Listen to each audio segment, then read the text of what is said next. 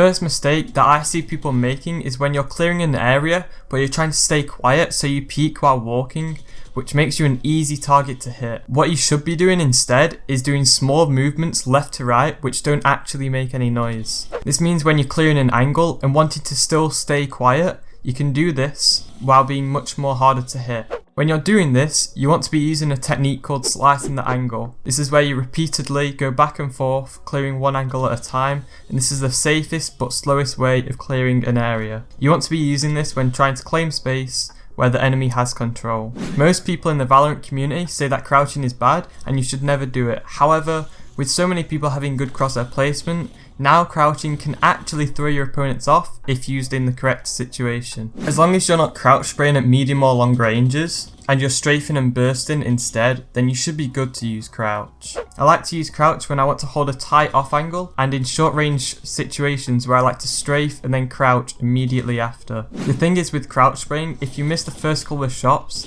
then you're pretty much dead, as your enemy can quickly strafe and kill you. So using this technique will allow you to make sure that you hit your first shot, as you can track the enemy while you strafe. The timing of your movement is so important in Valorant, as it can easily mess up your aim if not timed correctly. Your aim could be perfect, however, if you're just messing up the timings of your strafes, then it could massively be killing your aim.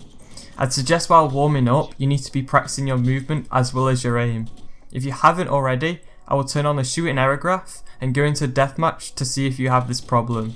If you want to learn more about this, then you can watch my video that explains it more in detail. Isolating 1v1s is quite an underlooked technique used by pros, which you can easily implement into your game. Basically, what you want to be doing is trying to split the enemy team up for a more fairer fight. You want to be doing this when you're more outnumbered, and this can be done by using util to force the enemies off angles, repositioning to surprise an enemy, and or slicing angles so only one enemy can peek you at once. You should always be thinking about how you're going to make the gunfight end in your favour. Another bad habit is not playing with your team and trading them. A great example is from the VCT lock-in finals, where it's a 2v1 in favour of Loud. Instead of them going separate ways, they utilise their advantage, which is having two players alive, and therefore they stay together, which makes it so much harder for Fnatic to win the round. He knows he has to isolate a 1v1 by playing this off angle, but unfortunately, Loud makes sure to peek everything together and easily traded Fnatic for the win. This is the most common mistakes for losing retakes in your favour.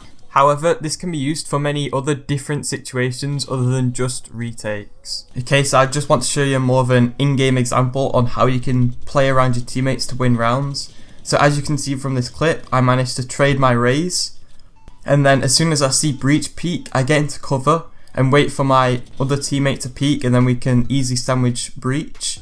And then lastly, I jump peek for info. I see kjaiye tries to shoot at me, my teammate peeks, and then I peek right after for an easy kill. And this is solo queue with no comms whatsoever, and it just proves how easily you can just play off your teammates and you don't even have to communicate with them. The last mistake is not repositioning when either getting a kill or being spotted by an enemy. As soon as an enemy sees you, they're gonna know and play around that information to try and kill you. Therefore, you always need to be moving around the map when you get spotted. This is going to give the enemies a hard time trying to read you, as you're constantly playing in different places throughout the round. Avoiding these 7 mistakes will make you a better player when you next play Valorant. If you want to learn how to win more defender rounds, then you can click on screen here. Apart from that, spin your boy critical.